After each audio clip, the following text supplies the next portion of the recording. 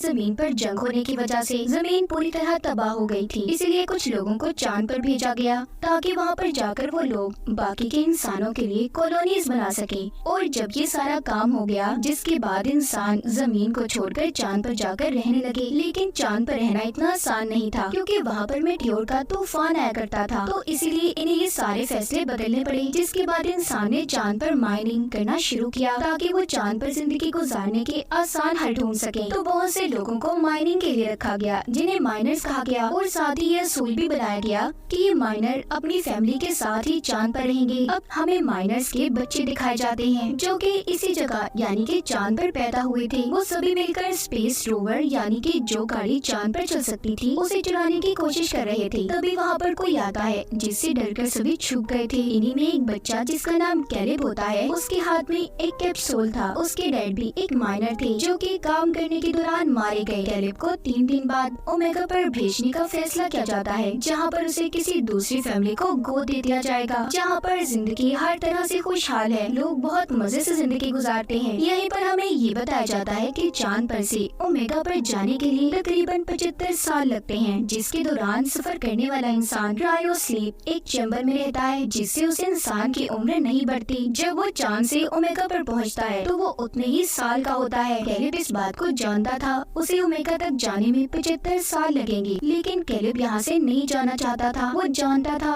कि फिर वो कभी अपने दोस्तों से नहीं मिल पाएगा। उसे एक लेडी बताती है कि अगले दिन मेटियोर का तूफान शुरू होने वाला है, जिसके बाद तुम्हें ओमेगा के लिए रवाना होना होगा। कैलेब को अपने डैड की बहुत याद आ रही थी। वो याद करता है कि कैसे वो बहुत ऊंचाई पर जाकर यहाँ की बेस में अपने डैड के साथ जाकर बैठा करता था। उसे याद आता है कि उसके डैड ने उसे बताया था कि चांद के उस पार कोई खतरनाक चीज आकर टकराई, जिससे वहाँ पर एक क्रेटर, एक गड्ढा बन गया। तुम एक बार उस जगह जाकर लाजमी देखना। मगर चांद के उस पार किसी भी इंसान को जाना मना था। और जिस कैप्सूल को हमने कैलेब के हाथ में देखा, वो एक गार्ड ने उसे दिया था, जो उसे उसके डैड की राख में से मिला था। तभी जब कैलेब बैठा ये सब सोच रहा था तो उसके पास उसके 3 दोस्त आते हैं, जो उसके जाने की वजह से बहुत दुखी थे। इनमें से एक दोस्त जिसका नाम डेरन होता है, वो कैलेब के डैड की आखिरी ख्वाहिश को जानता था, जो क्रेटर के पास जाने की थी। डेरन कहता है क्यों ना तुम्हारे जाने से पहले हम उस क्रेटर को देख कर आए, इस तरह तुम्हारी डैड की आखिरी ख्वाहिश भी पूरी हो जाएगी। लेकिन ये सब कुछ इतना आसान नहीं था। इन्हें वहाँ पर जाने के लिए जिन जिन चीजों की जरूरत होती है, ये उन चीजों को इकट्ठा करते हैं। अब इन्हें यहाँ से बाहर जाने के लिए कोड की जरूरत थी। डेरन बताता है कि यहाँ पर एक लड़की है जिसका नाम एडिसन है।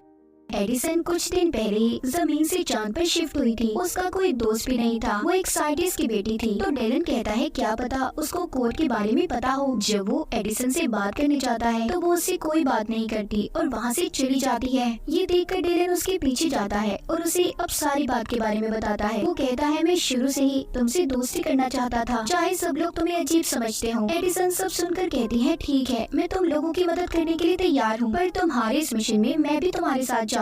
डेलन उसकी बात सुनकर उसे अपने साथ ले जाने के लिए तैयार हो जाता है। सभी बच्चे रोवर स्पेस के पास पहुंच गए हैं। वो सभी उसे चुरा रहे थे। कैलेब उसके अलार्म की तार को पहले ही खींच देता है ताकि उसका अलार्म ना बज पाए। फिर वो एडिसन का बताया हुआ कोड डालता है, जिससे कि दरवाजा खुल गया था। ये सभी अब जाने के लिए तैयार थे। रोवर को चलाने की जिम्मेदारी डेलन पर थी, क्योंकि इन सब में से वो ही ड्राइविंग जानता था। ये सब वहाँ से निकल जाते हैं। इन्होंने पहली बार चांद की सतह को देखा था। सभी बहुत खुश थे, मगर इन लोगों को मेटियोर के तूफान के आने से पहले वापिस आना था, क्योंकि जब मेटियोर की बारिश होती है तो बेस में लॉकडाउन कर दिया जाता था। सफर के दौरान सभी अपने बारे में बताने लगते हैं। कैलेब बताता है कि मेरे डैड ने मुझे बताया था कि कैसे लोगों को चांद पर भेजा गया और फिर उनसे माइनिंग करवाई गई। मगर चांद पर रहकर माइनिंग करने के काम को कोई भी इंसान लगातार नहीं कर पाता। जैसे कि अगर वो इंसान काम के दौरान मर जाए तो उसके बेटे या फिर उसके फैमिली की किसी भी इंसान को उस काम को पूरा करना होगा। बस इसके लिए शर्त ये होती है कि उस इंसान के बेटे की उम्र 18 साल होनी चाहिए। अगर वो इससे कम उम्र का होगा तो ऐसे ही उसे किसी दूसरी फैमिली को गोद दे दिया जाएगा, जो ओमेगा प्लेनेट पर रहते होंगे। जिन्होंने चांद पर भेजा था वो तो हंसी खुशी अपनी जिंदगी ओमेगा पर जाकर गुजारने लगे। एडिसन कहती है तो क्या हुआ, एक माइनिंग करने का ही तो काम दिया गया था जो सिर्फ 20 साल तक करना है। एडिसन एक साइंटिस्ट की बेटी थी तो उसे असल बात के बारे में नहीं पता था। यहाँ पर डेलन उसे सारी बात समझाता है कि अगर माइनिंग करता हुआ इंसान मर जाए तो उसके बेटे को बाकी के साल पूरे करने होते हैं। ये सुनकर एडिसन थोड़ा हैरान थी। अब आगे का रास्ता इन्हें पैदल चलकर तय करना था। सभी अपने अपने स्पेस सूट पहन लेते हैं। एडिसन का सूट इन सब में थोड़ा अलग था और अच्छा भी है। ये बाहर आते हैं जहाँ पर ग्रेविटेशनल फोर्स ना होने की वजह से सभी बहुत ऊंची छलांगे लगा रहे थे। सभी यहाँ पर खेलने लगते हैं। एडिसन की नजर जब जमीन प्लेनेट पर पड़ती है तो थोड़ा उदास हो जाती है और जमीन पर अपने गुजरे पलों को याद करने लगी थी। जब एडिसन वापस आती है तो देखती है कैलेब, डेलन सभी एक ऑक्सीजन गैस के कंटेनर की मदद से स्पेस में ऊंचाई तक जा रहे थे।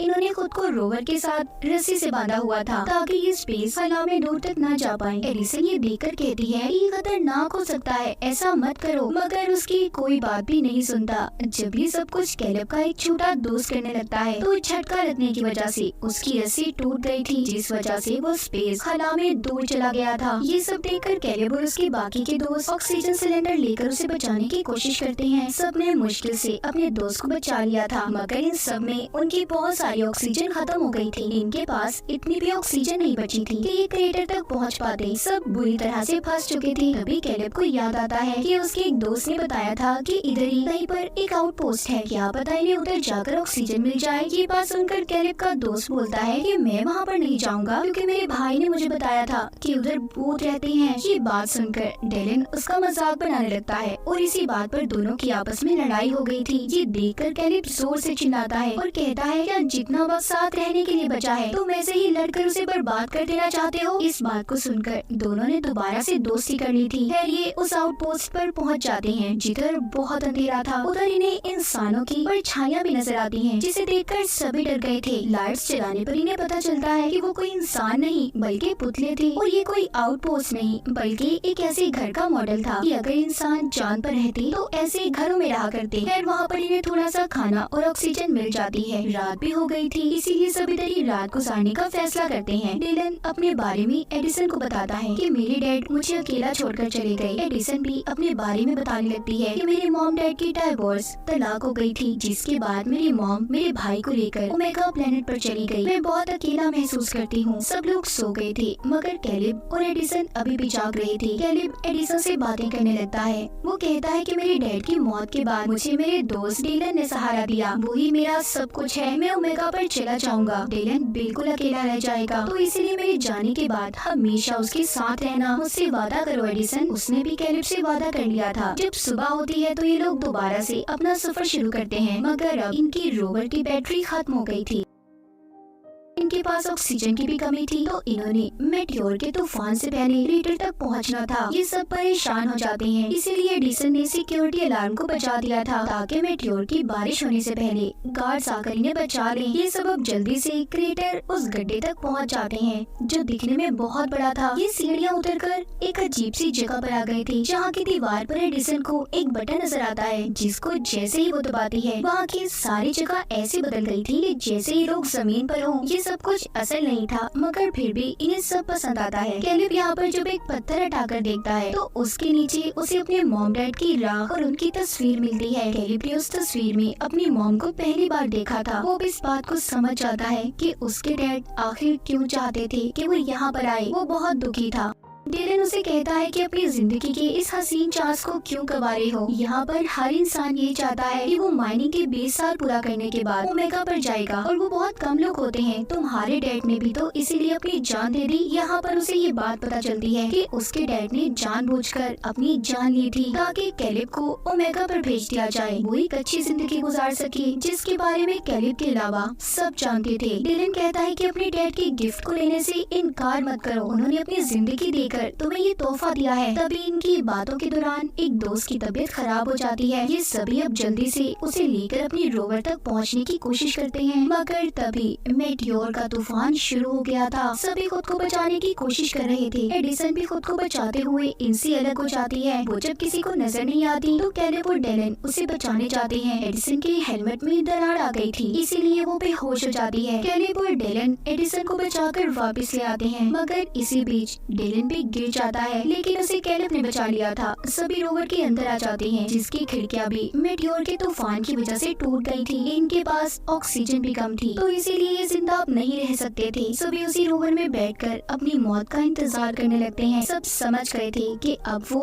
नहीं बच पाएंगे, मगर इन्हें इस बात की खुशी थी कि सभी साथ मरेंगे। जिसके बाद सभी बेहोश हो गए थे। इस हादसे के बाद हमें कहानी कुछ वक्त आगे की दिखाई जाती है। हमें कैलिब दिखाया जाता है जो ओमेगा पर पहुंच चुका है। मतलब उस हादसे को 75 साल हो चुके थे। कैलिब रायो स्लीप में था, मगर अब वो जाग जाता है। चांद पर से ओमेगा पर जाने के लिए तकरीबन 75 साल लगते हैं, जिसके दौरान सफर करने वाला इंसान रायो स्लीप एक चैम्बर में रहता है, जिससे उस इंसान की उम्र नहीं बढ़ती। जब वो चांद से ओमेगा पर पहुंचता है तो वो उतने ही साल का होता है। उसे अपने दोस्तों के बारे में जानना था। तभी एक नर्स आकर उसे एक ऑडियो डिवाइस देती है, जिसमें उसके दोस्तों के मैसेजेस रिकॉर्ड थे। उसे पता चलता है कि उस दिन इन सभी को बचा लिया गया था। उसके दोस्त अपनी आधी से ज्यादा जिंदगी गुजार चुके हैं। जैसे कि एक दोस्त ने अपनी बेसबॉल टीम शुरू की और दूसरा दोस्त एडमिनिस्ट्रेटर बन गया, तो बाकी वादे के मुताबिक एडिसन ने डेलन से शादी कर ली थी। अपने दोस्तों की जिंदगी के बारे में जानकर, उनकी बढ़ती उम्र की आवाज को सुनकर कैलिब बहुत खुश होता है, मगर अभी भी उसे इस बात का दुख था कि वो अपने दोस्तों के साथ अपनी जिंदगी नहीं गुजार सका। ओमेगा प्लेनेट पर एक फैमिली ने कैलिब को गोद ले लिया था। वो इस माहौल में घुल मिल जाता है। वो यहाँ पर एडिसन के भाई को भी ढूंढता है, जिसके बारे में एडिसन ने बताया था कि वो उसकी मॉम के साथ ओमेगा पर रहता है। कैलिब एडिसन के भाई को उसकी बहन के अच्छे कामों के बारे में बताता है, जिसने चांद पर माइनिंग जैसे असूलों के खिलाफ काम करके उन्हें खत्म करवा दिया था। और इसी के साथ इस फिल्म की कहानी भी यहीं पर खत्म हो जाती है।